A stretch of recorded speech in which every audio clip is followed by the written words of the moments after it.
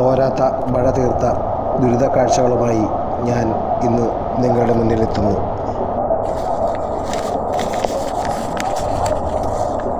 തോരാത്ത മഴയിൽ നാടെങ്ങും വെള്ളക്കെട്ടിലമർന്നു.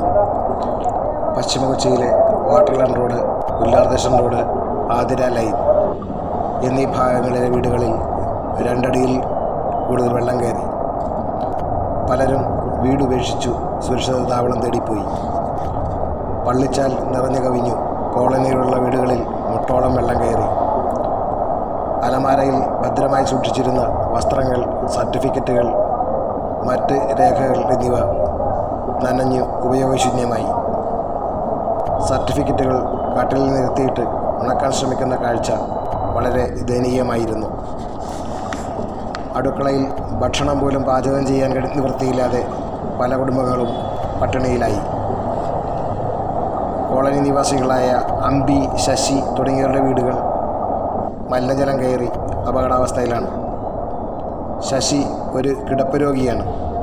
അദ്ദേഹം ഈ വെള്ളക്കെട്ടിലാണ് കിടക്കുന്നത്. തൊട്ടടുത്ത വീട്ടിലെ ഒരു ഉമ്മയും കിടപ്പ് രോഗിയാണ്. ഇവർക്ക് ഒരു ഗ്ലാസ് കട്ടൻ ചായ തിളപ്പിച്ചു കൊടുക്കാൻ പോലും ഈ കുടുംബങ്ങൾക്ക് കഴിയുന്നില്ല.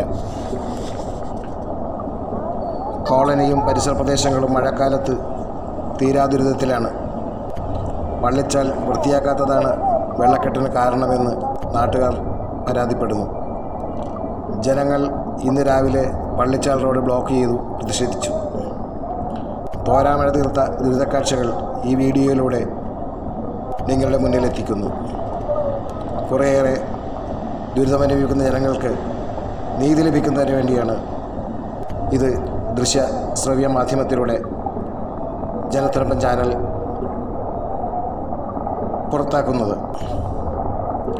കൊച്ചി കോർപ്പറേഷൻ്റെ അനാസ്ഥ മൂലമാണ് കൊച്ചി വെള്ളക്കെട്ടിലമർന്നത്.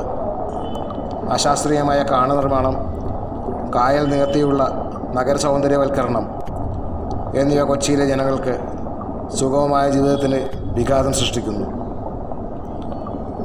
ബഹുമാനപ്പെട്ട കേരള ഹൈക്കോടതി ഈ വിഷയത്തിൽ അടിയന്തരമായി ഇടപെട്ട് കൊച്ചി നിവാസികളെ രക്ഷിക്കണമെന്ന് ജനത്തിരമ്പൻ ചാനൽ